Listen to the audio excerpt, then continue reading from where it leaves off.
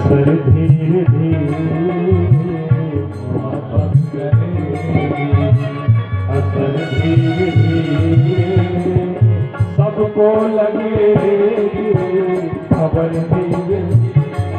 क्यों घबराते हो, क्यों घबराते हो कि हम अकेले हैं? अकेले नहीं हो।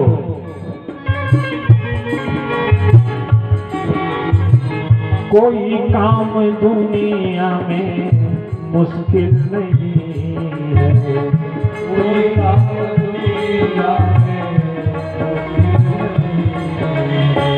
कोई काम दुनिया में मुश्किल नहीं है, कोई काम दुनिया में,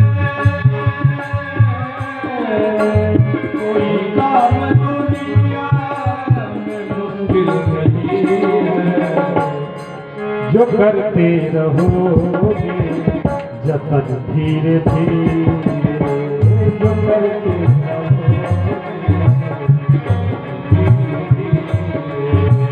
मोहब्बत करेगी, असर धीरे धीरे मोहब्बत करेगी,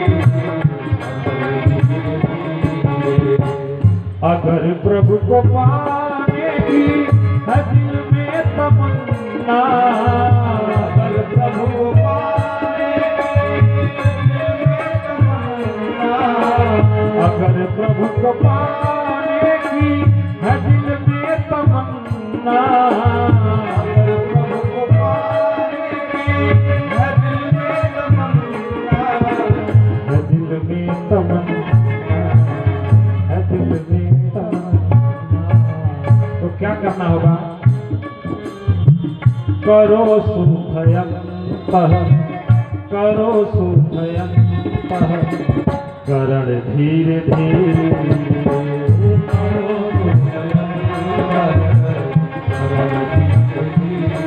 क्योंकि भगवान कहते हैं निर्मल मन जन सो मोहि पावा, निर्मल मन जन जहाँ सुख पट छल शीघ्र न भावा,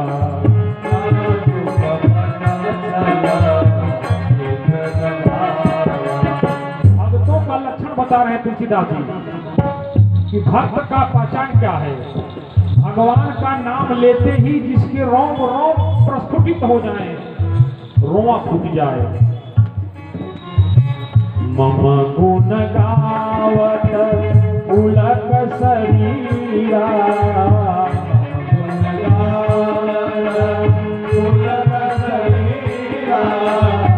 भगवान का नाम लेते ही शरीर में सिहरन उत्पन्न हो जाए। मम गुण गावत पुलक शरीरा,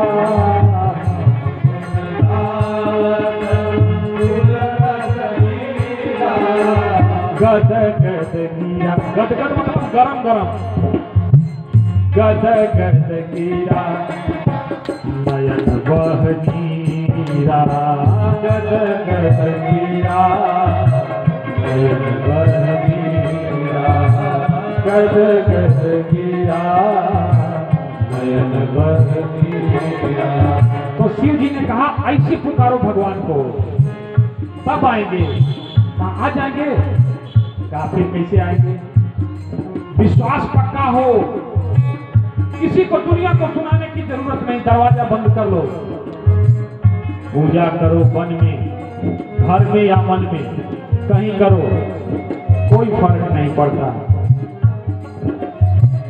मंत्र महामणि विषय व्याल की, मंत्र महामणि विषय व्याल की, मेटत कठिन पूरंक भाल की।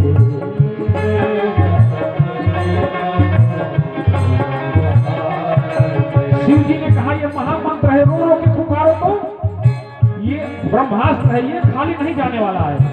हो सकता है कि मंत्र फेल हो जाए, हो सकता है कि पूजा फेल हो जाए, हो सकता है कि पद्धति फेल हो जाए, हो सकता है तुमसे योगी के रास्ते पर चल न पाओ, रोना के कौन भाव लगता है। लेकिन सुनो, रोता घड़ियाल भी है, घड़ियाल भी रोता है, लेकिन घड़ियाल रोता नहीं है माई बाप। घड़ियाल जो है शिकार को पकड़ने के लिए जो ही मुंह उठाता है ना, उसकी आंखों से एक बूंद पानी टपक जाता है। इसलिए आंसू कैसा होना चाहिए, गरम गरम। इसीलिए भक्तों का लक्षण बताया तुलसीदास जी ने, मम गुण गावत बुलत शरीरा,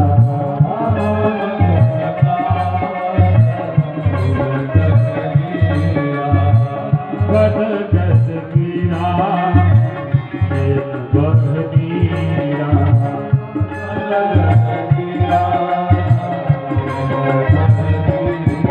शिव जी के कहने के बाद धरती देवताओं सहित सबने भगवान से प्रार्थना किया। शिव जी ने सबको रास्ता बताया, कहीं मत ढूंढो, भगवान यहीं मिलेंगे। क्यों? हरि व्यापक सर्वत्र समाना, हरि व्यापक। देखिए, ट्रक पर माचिस की डिब्बी लदी होती है ना, ट्रक पे माचिस की डिब्बी लदी होती है ना, एक ट्रक लदी होती है, लेकिन आग लगता है क्या? जिस फैक्ट्री में माचिस की तिल्ली बनती है वहां आग लगता है क्या? नहीं। लेकिन अगर माचिस की एक तिल्ली को उठा के सलाई के ऊपर रगड़ दिया जाए तो एक तिल्ली ही आग लगा देती है। इसलिए जिसके मन में भगवान को पाने की आग लग जाए ना साहब, जहां भक्त का हृदय रगड़ करे ना साहब, जैसे माचिस की तिल्ली को माचिस पर रगड़ते ही आग प्रकट हो जाती है, ठीक उसी तरह से आप चाहे घर में रहें, वन में रहें, खेत में रहें, खलिहान में रहें, दुकान में रहें, लेकिन भाव विभोर होकर भगवान को दोहराओ, हरि व्यापक सर्वत्र समाना, हरि व्यापक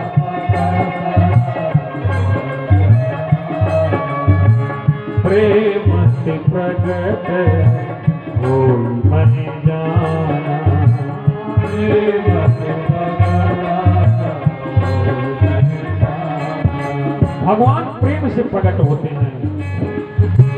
और एक राज समझिए, प्रेम कभी कुछ चाहता नहीं है। ऐसा नहीं कि हम आपसे प्रेम करेंगे लेकिन इसके बदले में हमको 500 रुपये आप रोज देंगे तो प्रेम करेंगे। अरे प्रेम नहीं है साहब।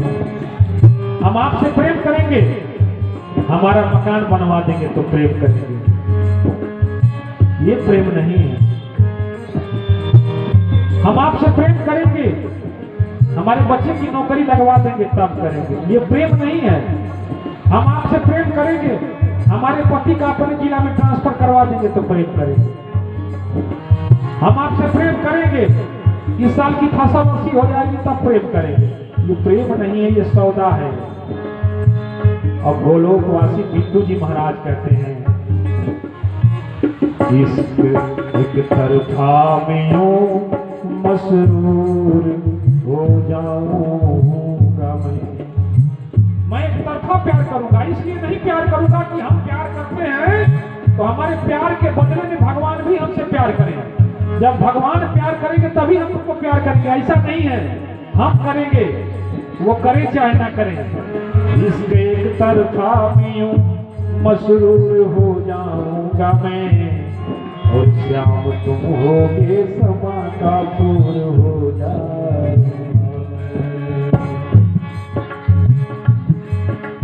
निर्बल को न सताई जाकी मोटी हाय, निर्बल को न सताई जाकी मोटी हाय। मरे बैल के खाल से, मरे बैल के खाल से लौह भस्म हो जाए, मरे बैल के खाल से लौह भस्म हो जाए। भगवान ने आपको बल दिया है तो बल का सदुपयोग कीजिए। आपका बल किसी कमजोर को सताने के लिए होगा तो भैया मरे हुए जानवर की खाल मरे हुए जानवर की खाल से भी लोहा जल के खत्म हो जाता है। मरे हुए जानवर की खाल लोहे को खत्म कर देता है। इसलिए कमजोर किसी को मत समझिए, ऊपर भगवान देख रहा है, चिंता करने वाली कोई बात नहीं। शिव जी ने मां को बताया, धरती जब देवताओं के साथ मेरे पास आई, सभी लोग परेशान थे कि भगवान कहाँ मिलेंगे। तो मैंने कहा कि भगवान हर जगह विद्यमान है, बस आप रो के पुकारो, भगवान प्रकट हो। भगवान ने कहा चिंता मत करो, हम चलेंगे, धरती पर अवतार लेंगे, तुम लोग जाओ अपने अपने काम में लग जाओ। तो जितने देवता थे सब बंदर बन गए, भालू बन गए, रिछ बन गए, कुछ तो भगवान के अनुचर बन गए। शंकर जी कहे भैया सबको भेज दिए, हम वहां चलेंगे, हमारे ठाकुर जी आएंगे। और ठाकुर जी कभी किसी की सेवा तो लेते नहीं हैं, तो इसी बहाने हम हनुमान बन के जाएंगे। हनुमान बन के जाएंगे तो भगवान के कोमल चरणों को दबाएंगे, भगवान के रास्ते के पत्थरों को हटाएंगे। भगवान जब सो जाएंगे तो उनको पंखा झलेंगे। जंगल में भगवान जब उदास होंगे सीता जी के लंका में जाने के बाद, तो हम भगवान को नाच के दिखाएंगे। हम अपने रघुनाथ जी को दुखी नहीं होने देंगे, ठाकुर जी की आंखों में आंसू नहीं आने देंगे। हमको पता है कि हमारे पिता रघुनाथ जी माता जी से बहुत प्रेम करते हैं। भगवान कैसे जुदाई को सहेंगे, कैसे वियोग को सहेंगे। वियोग के समय में हम भगवान के नजदीक रहेंगे तो भगवान के दुख का आभास नहीं होगा।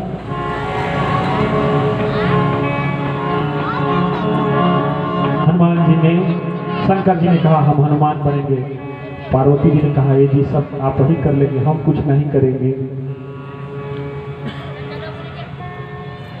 शिव जी ने कहा है भैया तुम अपन परिवार संभालो। ई लो गौरा संभालो परिवार, हम तो बानर बनेंगे। ई लो गौरा संभालो परिवार,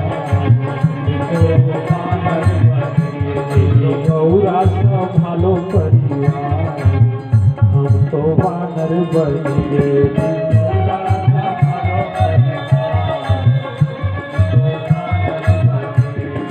बानर बनेंगे जी, बानर बनेंगे,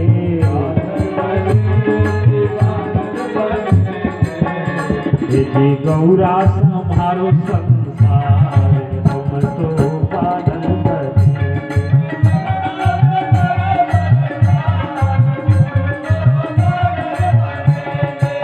पार्वती जी कहे ना, देखिए अब शादी करने के बाद छोड़ के जाएंगे तो ठीक नहीं रहेगा। आप हनुमान बन के भगवान की सेवा करेंगे तो हम भी सेवा करेंगे। तू कहाँ जाओगे, कैसे सेवा करोगी?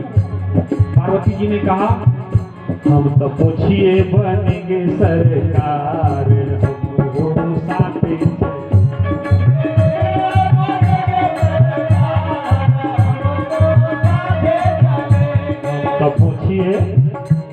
तो पूछिए बनेंगे सरकार,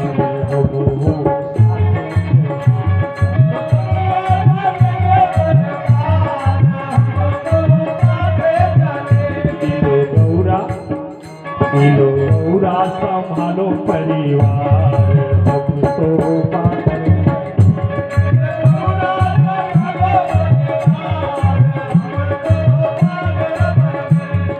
बानर बनेंगे जी, बानर बनेंगे, बानर बनेंगे जी, बानर बनेंगे, आए जगत आधार, हम तो बानर बनेंगे।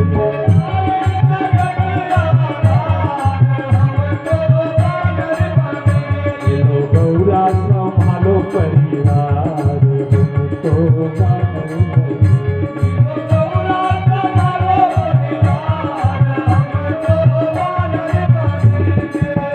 तो शिव जी ने हनुमान जी का रूप धारण करके वो भी चले आए ठाकुर जी की सेवा करने के लिए। अब सारी व्यवस्था चाक चौबंद हो गई। आज राम जी का जन्म कराने को हम बोले थे, 2:48 हो रहा है। धरती को आसरा दिया, देवताओं को भेजा। सभी देवता बड़े कातर हैं, बहुत स्वार्थी देवता हैं। देखो, आंख देखती है किसी को ना, और सजा आंख को नहीं मिलती भैया, सजा गाल बेचारे को मिलती है। मुंह बोलता है ना, लेकिन मुंह को सजा नहीं मिलती। सजा किसको मिलती है? दांतों को मिलती है। गलती कोई और करता है और सजा किसी और को मिलती है। तो देवता हमारी 10 इंद्रियों पर 10 जगह देवताओं का वास है। इनको बोलते हैं 10 दिग्पाल। ये 10 दिशाएं हैं और हर इंद्रियों पर एक एक देवता स्वाद लेता है। आंखों से आंख का देवता स्वाद लेता है, लेकिन आंख गलत जगह चल गई तो दंड आंख को मिलता है। जीभ स्वाद लेती है, लेकिन जीभ गलत चल गई तो सजा पूरे शरीर को मिलती है। कान के अलग देवता है, लेकिन गलत सुन लिया तो जहर पूरे शरीर में उतर जाता है। तो हमारे 10 इंद्रियों से देवता भोग करते हैं। इसलिए जो योगी जो लोग हैं वो 10 इंद्रियों को भगवान की सेवा में लगा देते हैं। भोगो,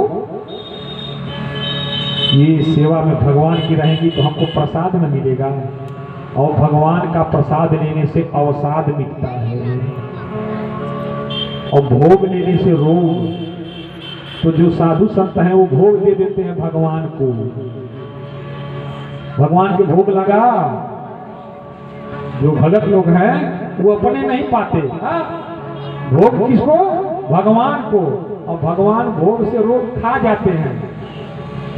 भगवान भोग नहीं खाते, भगवान भोग से रोग खाते हैं। और जब खा जाते हैं तो वो भोग क्या बन जाता है?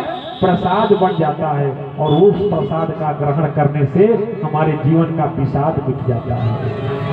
इसलिए बोले सच्चिदानंद भगवान की जय। भगवान ने कहा कि हम अयोध्या में चक्रवर्ती दशरथ जी के यहाँ पुत्र के रूप में जन्म लेंगे। मनु और शत्रुपा की तपस्या, भगवान के आने के अनेक कारण हैं। नारद जी का श्राप, तमाम कारण है। संक्षेप में ये कहानी इसलिए मेरे को बतानी पड़ती है कि लोग कथा कहानी ढूंढते हैं, तो हमने कहा थोड़ा बता दें, वरना अपने लिए तो भाई हमारे पास कथा नहीं है, अपने अंतर मन की व्यथा है। मैं खुद को ही देखता हूँ सब में, क्योंकि सिया राम मैं सब जग जाऊं।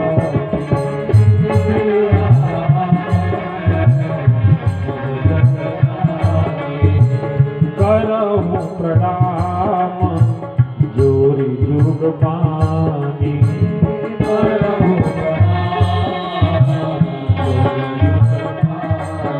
सबको भगवान मान के सबका प्रणाम कर रहा हूँ, इसलिए अपने से अलग कहाँ, सब भगवाने हैं। मुझे मेरी मस्ती कहाँ लेके आई,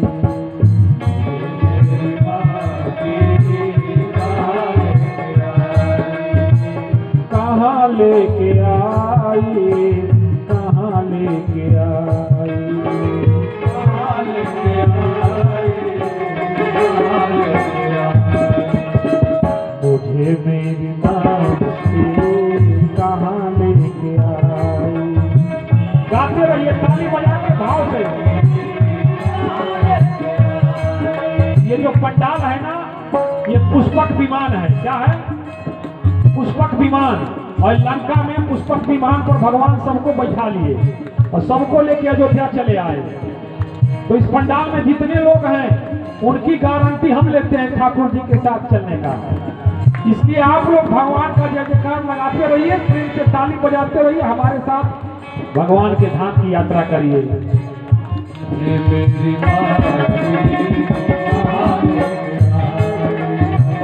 कहाँ लेके आए, कहाँ लेके आए, कहाँ लेके आए, कहाँ लेके आए। मुझे मेरी मस्ती कहाँ लेके आए।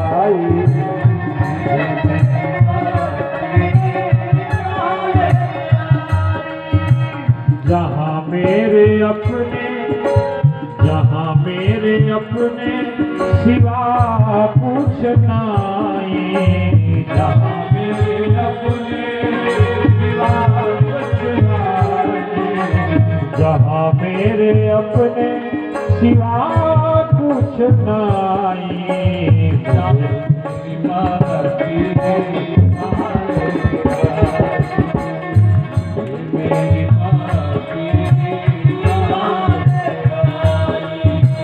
बिजली से हीटर भी चलता है, उसी से कूलर भी चलता है, उसी से फ्रिज भी चलता है, उसी से रेफ्रिजरेटर भी चलता है, उसी से पंखा भी चलता है, उसी से मोटर भी चलता है। तो एक को चलता देख करके कोई कहे कि मोटर चल रहा है, मोटर नहीं चल रहा, बिजली चला रही है। तो संतों की दृष्टि में ये संपूर्ण संसार परमात्मामय है और हम खुद ब्रह्म हैं। हम खुद ब्रह्म हैं, हम खुद ब्रह्म हैं, यह संसार ब्रह्ममय है। इसलिए बाबा तुलसी ने कहा सिया राममय सब जग जानी,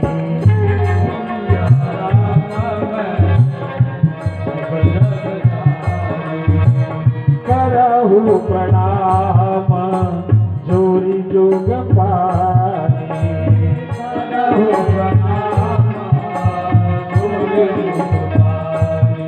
सबको प्रणाम, किसी को छोटा नहीं, सब बड़े हैं। क्यों? बड़े बड़ाई ना करें, बड़े न बोले हो, बड़े बड़ाई ना करें, बड़े न बोले हो, सबको प्रणाम। इसलिए कौन अपना है और कौन पराया, ये दो है ही नहीं, सब एक है। बल्ब भी जले तो पता चल जाता है बिजली आई है, पंखा भी चलेगा तो पता चलेगा बिजली आई। एक बिजली चली जाती है तो सारी मशीनरी धरी की धरी रह जाती है। अच्छा यादव जी हैं, हाँ हम या फलाना यादव के लड़के, पंडित जी, हाँ फलाना बाबा के लड़के, हाँ हम राय साहब, राय साहब, हाँ अरे रेवतीपुर का फलाना राय का बड़का लड़का है। अरे हम हरिजन हैं, फलाना भारती। अच्छा ए भैया, सड़क पे जब किसी को ठोकर लगती है, गिर के जब मर जाता है ना, तो देखने वाले ही नहीं कहते पंडित जी पड़े हुए हैं, देखने वाले ही नहीं कहते यादव जी पड़े हुए हैं, सड़क पर देखने वाले ये भी नहीं कहते बाबू साहब हैं, राय साहब हैं। देखने वाला क्या कहता है? एक आदमी पड़ा हुआ।